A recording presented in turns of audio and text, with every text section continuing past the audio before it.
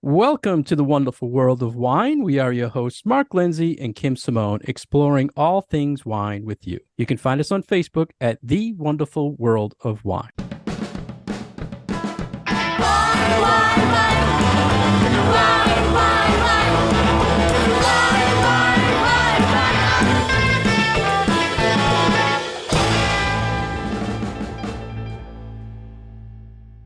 Hello again, everybody, and welcome to the wonderful world of wine. How are you today, Kim? I'm doing great, Mark. How about yourself? Everything is great. Another new year is here. Once again, we have a very special guest, Kim. We have Marilee Bramhall from Iola Wines. How are you, Marilee? Hey, Mark and Kim, I'm doing great. Thanks for having me on. It's great to be here. Welcome to the show. We really appreciate hearing everything about you. We wanted our listeners to learn about your company and yourself. Can you please start out by giving a short intro on yourself and your company? Sure. Yeah, absolutely. So I'm Marilee Bramhall. I'm the founder of Iola Wines, and Iola Wines is focused on sourcing the best, most exciting, expressive wines that are naturally made from women winemakers in France and Italy. And we've been around for a few years now, but really starting to work on building and developing the business over the past year. It's exciting to be talking to y'all out on the other coast. I'm in Seattle. We always talk to people all over the country, but I feel like we get really excited for people who have been working in the wine business for a while and have been doing multiple things in the wine industry and then have sort of found this passion and have created a new company. And it's really exciting to see what people are doing with those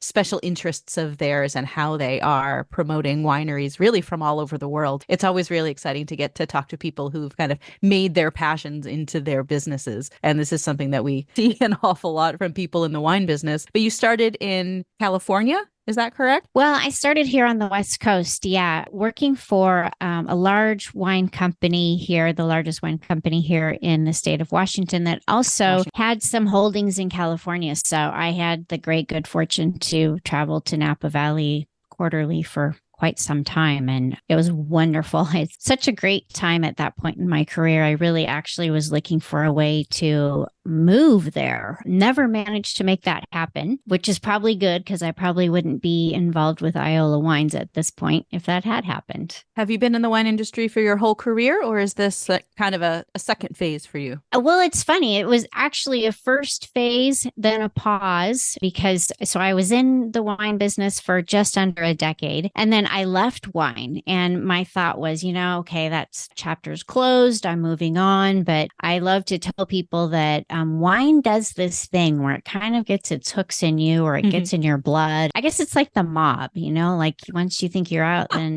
you're right back in or something like that. It's a lifelong commitment.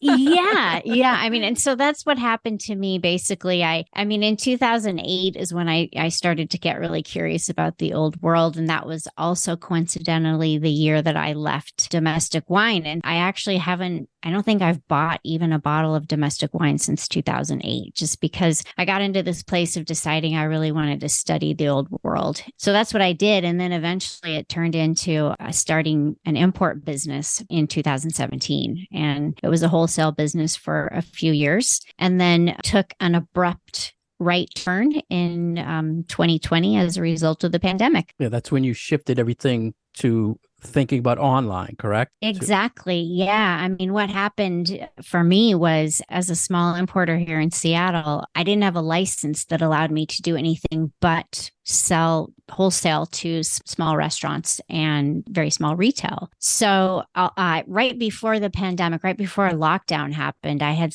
like 6 pallets of wine arrive. And then we went into lockdown. And, it's funny at this point where we've sort of, come out on the other side of the pandemic. And so it's easy, I think, I mean, certainly for me, so I'm guessing for other people as well, to forget what those early moments were like right after lockdown started, when we really had no idea what was going to happen. There was just such a sense of uncertainty about what the future held. And so, of course, at that point, my small restaurant clients they were all saying, don't be coming to sell us wine. We're just not going to be doing that. We have no idea when. So, basically the short of it was I lost all of my clients, my customers in a day. And that was March 15th of 2020, like 2 days before I had done an event at a wine bar here in Seattle. And then, 2 days later, all of a sudden I didn't have any customers anymore. And I also had no legal way to sell the wine that I had just received from Europe. So it was a moment to switch things up, be creative, experiment with something new. So that's what I did. I really just turned it into a big experiment to see what would happen if I got the licensing,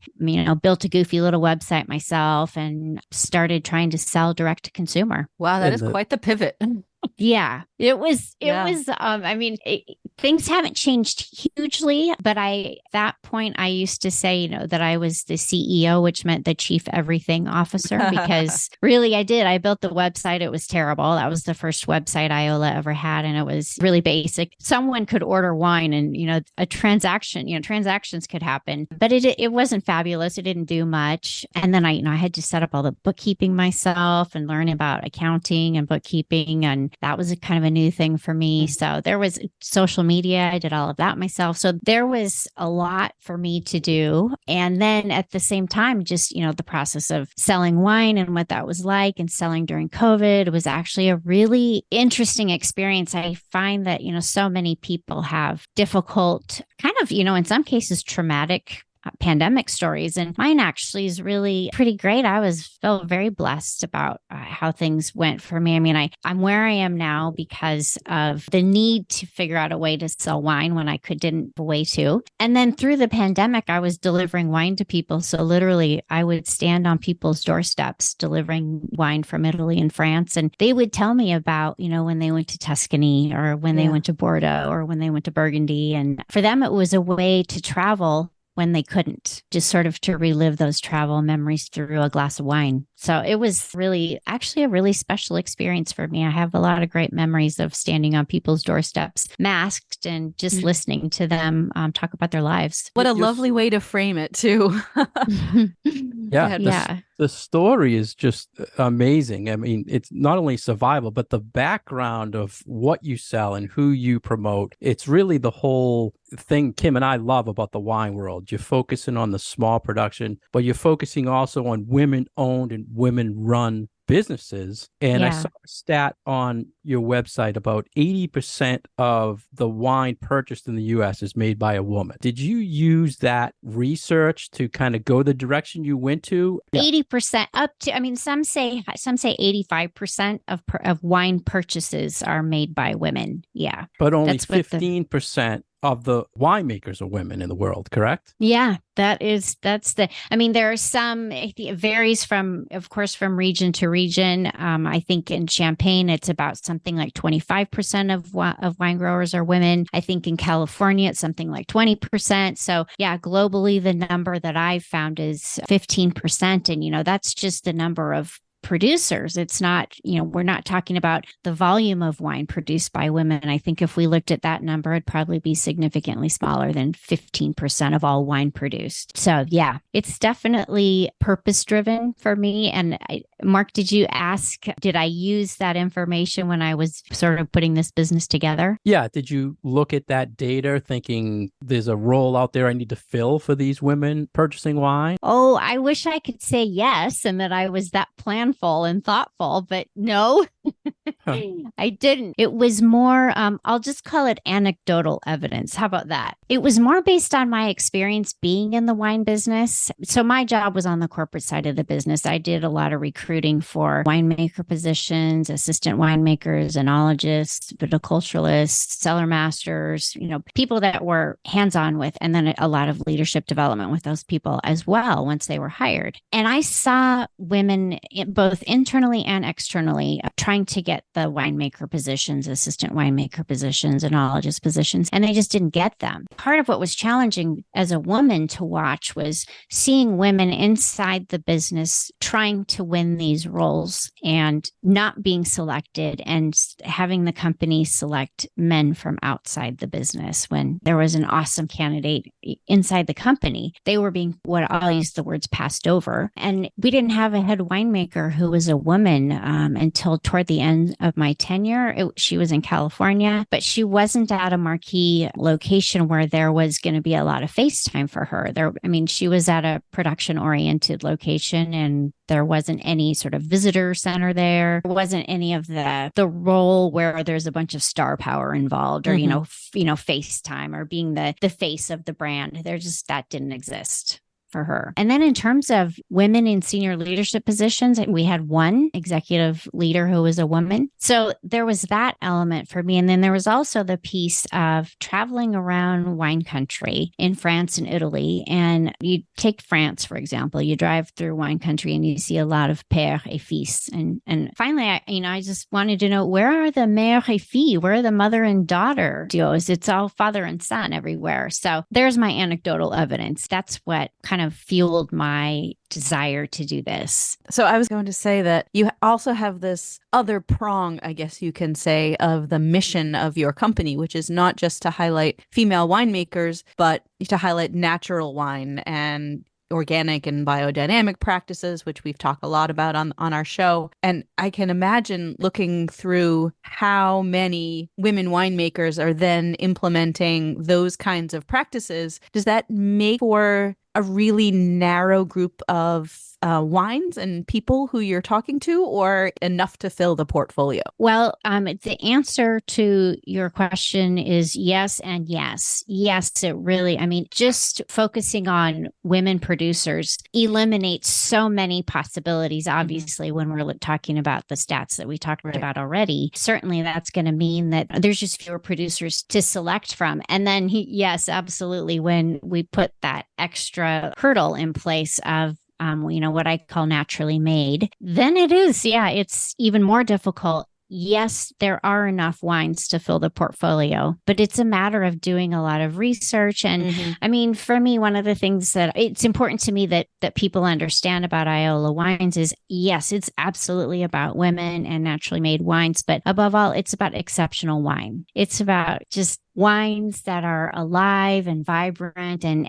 have a sense of place. So they really take people somewhere when they start tasting them and, spending time with them. They find them to be exceptional. So yeah, it's hard. And it's also really rewarding when I get to discover producers that they don't have a presence here in the US at all, except for through Iola Wines. We have a handful like that. And it is really rewarding to find those exceptional wines. We come back time and again, I feel like, to this idea and this concept of not only is it about the quality of the wine in the glass, but also that story that's attached to it. And it sounds like that is what you're going for. So not only that story of who is making the wine, how are they making it, but that the quality is in the glass, and that it's really showing this sense of individuality and sense of place, whether we call it terroir or whatnot, and that there is this story that goes along with a wine that adds just something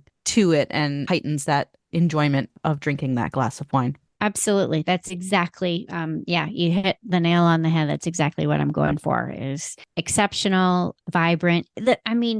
Whether we call it terroir or, whatever sense of place. I'm trying to tick all those boxes. And like I said, it's really rewarding when I find a new producer who has that amazing story. And boy, let me tell you, there are so many of them that have amazing stories. They're just like all of us. We all have a story, and their stories are really exciting. And it's such a privilege to get to tell these stories. And then on the flip side, when I'm presenting these wines to customers, whether it's in private master classes or just people that that buy from the website and then get in touch with me. It's so rewarding to hear of people enjoying the wines, and it's great both sides. And the funny thing is that the producers I work with, they all want to know, who are the people drinking our wines?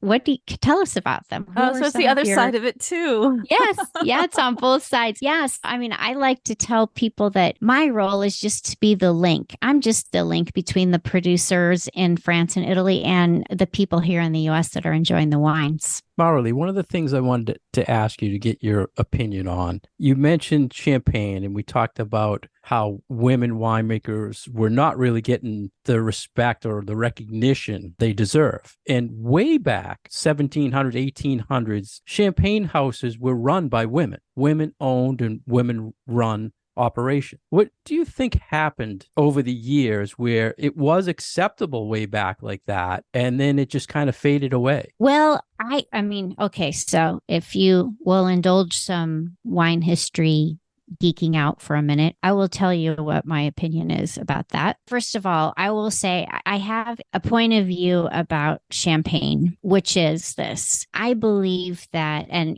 this is just my opinion. This is nobody else's opinion. People can agree or disagree, but I strongly believe that Champagne, the region, and the wine is what it is today, largely because of the resilience and the innovation of women. You talked about women-run and women-owned champagne houses way back when. So yeah, the first one was the Madame Veuve Clicquot, and that was around the turn of the early 1800s. I think she was married around the early 1800s, not for a very long time either. Her husband died at a very young age, about 5 years after they were married. So that put her in a position, a unique position, a very unique position, and that was to be a widow. And in France, because of the way the Napoleonic Code was written, and I think the Napoleonic Code came out in around 1805, restricted women from being able to own a business. They certainly couldn't have a bank account or anything like that without the express permission of either, a father, a husband, maybe a brother. So there had to be a man that was sort of signing off on this happening. The exception was for widows. Widows were not bound by those requirements. So if you look at all of that, looking back in history, the women-owned, women-run champagne houses, they were all widows for quite a long time. Champagne has a wonderful history of widows, starting with the Madame Veuve Clicquot all the way up through today and along the way. And, you look at those, many of these widows have done very innovative. They've done some very innovative things, made some changes to, and really important changes to how champagne is made, and that completely and thoroughly impacted what I think the region and the beverage have become. So I love the stories of the women of Champagne, and I love that they just keep going on. Nowadays, of course, you don't have to be a widow to run your own champagne house. But I work with some incredible grower producers in Champagne, that none of whom are widows, but they all have great stories as to how they got involved with Champagne. Some of them are newer, some of them are 10 and 11 generation champagne growers, but each one has a great story. And I get to go back in 2 weeks. Yeah, Kim's big on the bubbly. Yeah. So. Oh, Kim, you and I are like-minded. I'm going to be back there soon myself. When are you going? I will be there the week of February 5th. I'm going to be there the week before. Oh, my goodness. Yeah, we're going to just miss each other. I was going to see if you wanted to meet some producers and have some bubbles. Oh, if I was there with you, I would. Next time.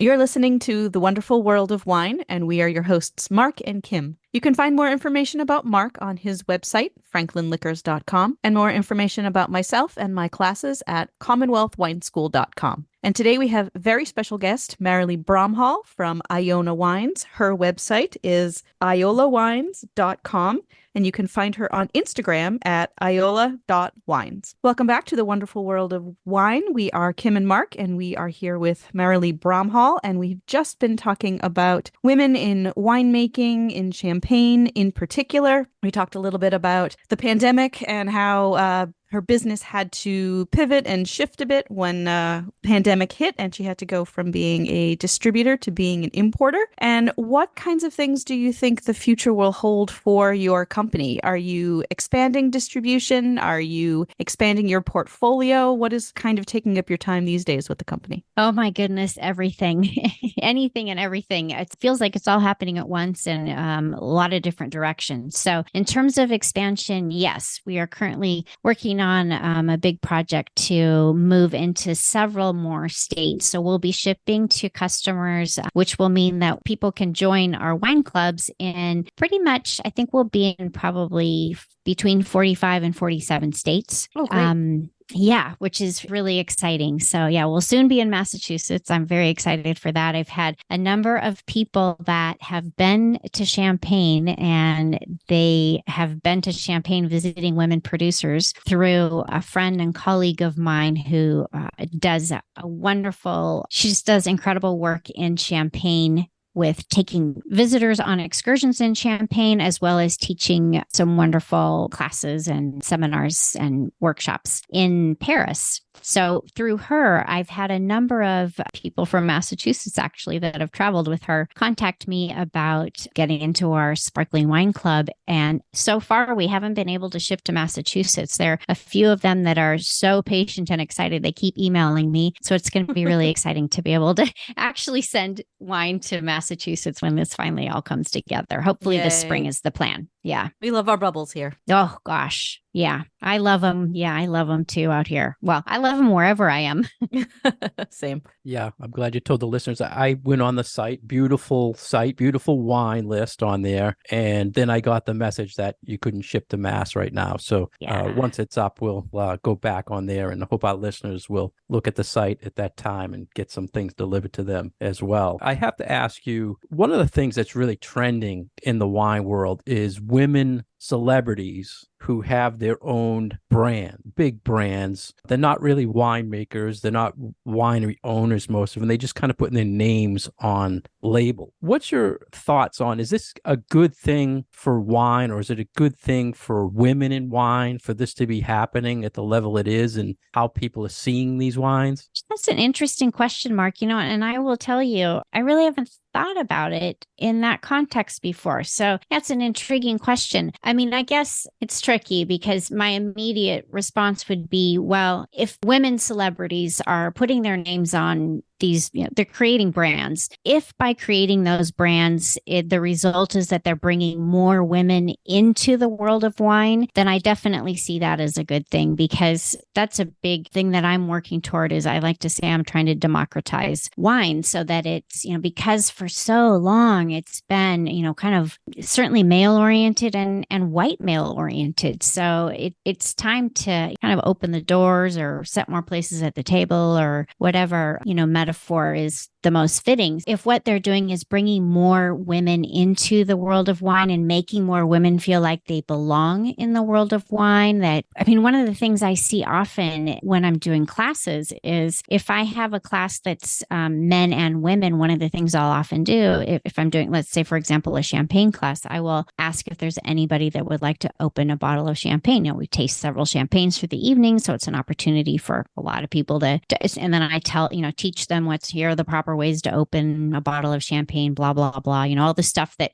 people in the trade have been taught for years. And what's interesting is how often it's always men that volunteer to do that. Women don't volunteer. And, finally what I realized is, wow, they aren't volunteering because this is so inherent that women don't feel like it's their place to do that. And so women, if you go to a restaurant, a wine list is given to a man. If you are having people over for dinner, it's usually a man that's opening the wine, whether it's still or sparkling. So it seems like, my observation in these settings has been that basically it's so, like I said, inherent that this is something that men do. It's not something that women do. It's really fun to get women up there trying to open a bottle of champagne and finding that, wow, I can do this. I've never done this before. And I mean, I've had women, I don't know, they're probably 70 years old and they'd never opened a bottle of champagne and did it for the first time at a class with me. And there's something that's empowering about that. There's also, you know, plenty of empowering elements when it comes to just having clarity about the kind of wine that they enjoy, that, you know, they go away from a class knowing how to articulate what it is they like and what it is they want, and how to articulate kind of the opposite of that, what they don't particularly care for. I guess the answer to your question, Mark, is I guess I have kind of mixed feelings about it, because it's wonderful if it's bringing women into the world of wine. But on the flip side, I don't know who they're employing to make the wine. I don't know how they're making the wine. It's probably, you know, I'm assuming that they're doing really high volume because they're trying to capitalize on their name. Right. So, yeah, I mean, and those aren't things that I'm a big proponent of. I'm not a big proponent of high volume stuff, or, and of course, I'm all about seeing women as wine growers. So, yeah. That's exactly where I was hoping you would go, because with so many women purchasing wine, consuming wine,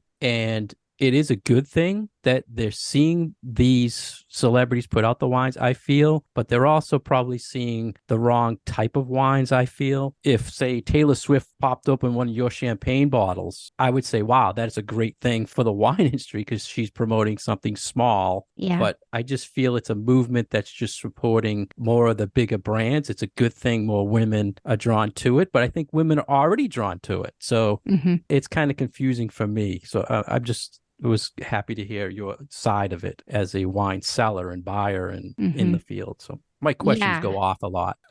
That's because you're the creative one, Mark.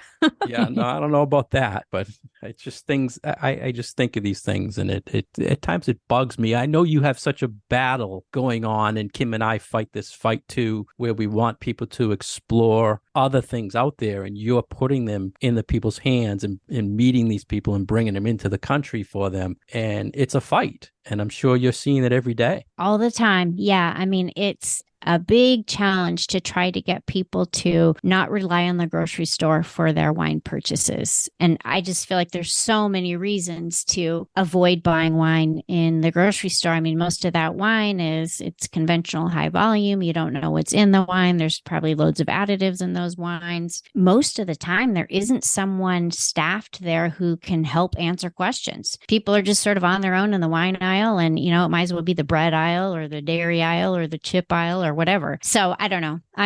Like you, I'm a big believer in people getting the chance to experiment. And that's another thing that's pretty tough to get in the grocery store selection. You're kind of getting the same thing from just a bunch of different producers in a bunch of different regions, but the same grapes are showing up. You're probably not getting a lot of native Italian grapes that you maybe haven't heard of, or more naturally made or more biodynamic wines or organic wines. Those are things that don't really show up in the grocery store as much. Cool stuff. The cool stuff that we all like. Yeah, right. But it's things with interest and something different to them that, again, kind of comes back to this whole story aspect of it. It's like, wow, this is, made by somebody who send an email to, and they could write you back, because the production generally on these things tends to be, a little bit smaller, and the producers are just more than happy to talk to the consumers. And I loved that story that you told earlier about the producers and the growers. They want to know who's buying their wines, what is going on with them, and what's in their mind when they pick up their bottles. So I really like that idea of kind of the story going back and forth. And that's what it is. Yep. All I am is just the conduit. And now that Kim mentioned stories, Marilee, I have to ask you, what is the meaning of Iola? Oh, yeah. That's a story I love to tell. Iola was my grandmother. She was just someone who, she had a big influence on my world. And I was lucky to have her for a really long time. People don't have a grandmother as long as I did. And she absolutely loved to celebrate. She loved to party. She loved to be with people, just loved people, loved to cook. She was an incredible cook. I mean, I come from a farming family from southeastern Washington. So the world of agriculture is really present for me. I grew up working on our family farm, and my grandmother was born on an orchard in 1920 and then married obviously married a farmer, my grandfather. She worked on the family farm too, in a sense. I mean, she like during harvest, she fed the entire harvest crew. I mean, one year she made a different pie every day for a month during harvest. She could cook and bake like nobody's business. And she wasn't really a big wine drinker.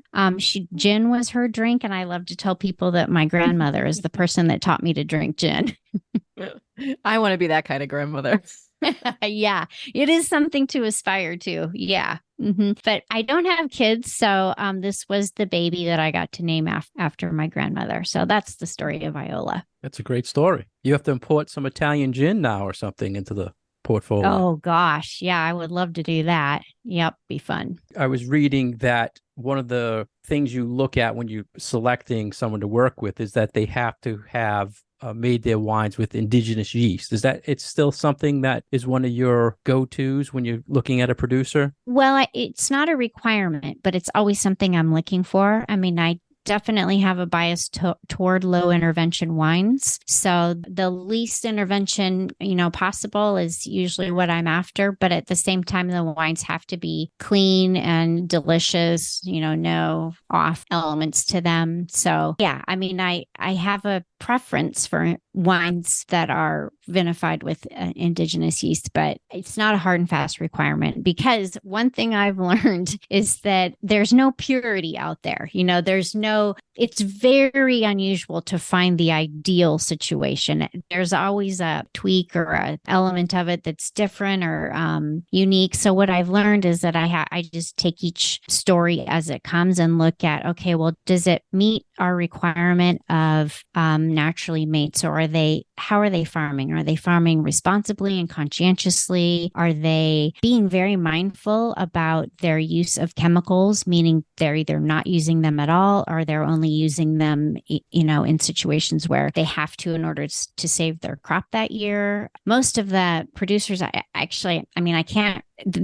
have the stories of people from the 2021 vintage that was so dreadful in France, especially the northern part of France. A producer in Champagne lost her entire crop that year because she was in organic conversion at that time. She's completed that now, but she'd, stopped using any chemicals so long ago. And all of that rot before harvest resulted in absolute loss that year complete. And then producer I work with in Chablis, she lost 75% of her crop. Now she's not certified organic, but she has made her own commitment to the avoidance of chemicals. And as a result, she lost her crop that year. So those are the stories. I mean, people don't hear those type of stories when they're looking at their wine shelves or their wine lists. How do you work to keep getting that story out to people? Like, they're looking at your wines. How do they get that information from you that this is who you're supporting? This is what they're fighting. This is how they're treating their vines. How do you do that? The biggest way I do it is through my newsletter, honestly, because the newsletter is the big way that I get to tell producer stories. But it's also like getting to talk to you today is a great example of it. I mean, it's wonderful that you've been so gracious to have me on as a guest today so that I get the chance to tell the stories, because the stories are incredible. Can I tell one more? Of Absolutely. course. We like stories.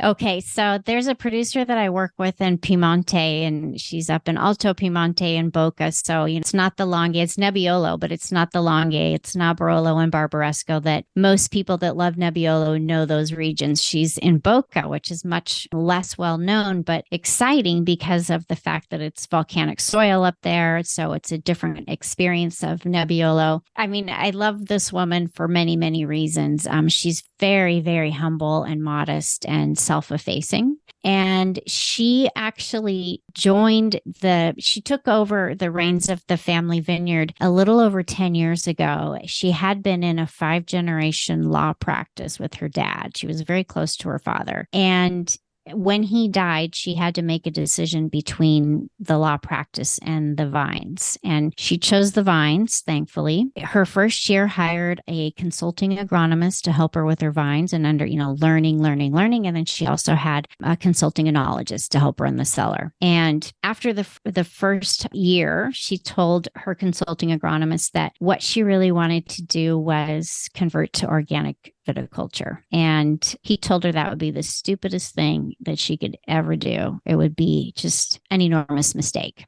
And she thanked him for his point of view and terminated her relationship with him and proceeded to convert to organic viticulture. And now she's in a study with UNESCO on how to increase butterfly habitat in the vineyard. Cool. Wow. And what's the producer name? It's Poderi Ivoloni. Yeah, so you'll see a few of her wines on our website. In fact, she does not produce tons and tons of wine. It's about 12,000 bottles a year. I think what's going to happen is more and more people are going to discover her because she's really fabulous. And she's getting some great scores from, I'm not a big fan of scores, but consumers find them helpful, I guess. But she's getting some wonderful scores, wonderful reviews of her wines. So it's going to soon become hard to get her wines. That's my forecast for what's going to happen with her. What a I'm wonderful sure, success yeah. story for her. Yeah. Yeah. I'm sure Yep. she's not making a lot of money either. She's just doing it for the passion and the memory of the Tradition, family and everything. and the family connection. Yeah, I mean, they do. The other thing she does that I love is because of where she is, she's got a lot of opportunity to capture solar energy. So she do that, and then whatever they aren't able to use at the winery, they just give it to the village.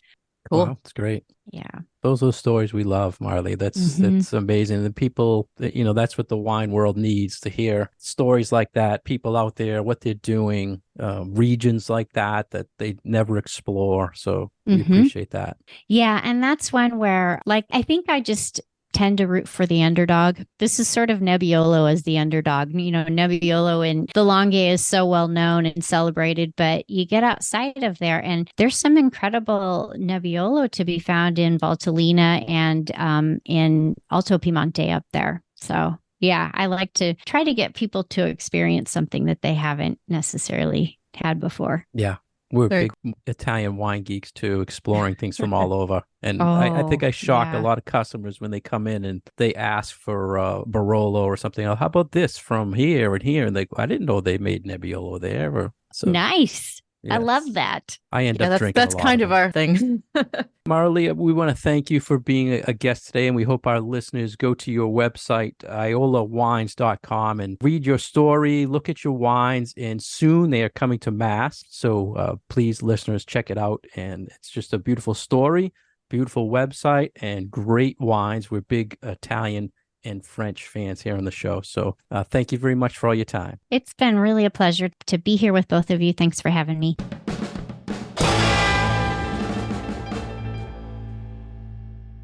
Thank you for joining us today on The Wonderful World of Wine. We've been your hosts, Mark Lindsay and Kim Simone. Today's special guest was Marilee Bramhall from IolaWines.com. If you want more information about Kim, please go to her website at CommonwealthWineSchool.com. For more information about myself, please go to FranklinLiquors.com. Our program is supported by Franklin Public Radio. You can find our past episodes on SoundCloud and iTunes, and you can send all questions and comments to us on Facebook at The Wonderful World of Wine.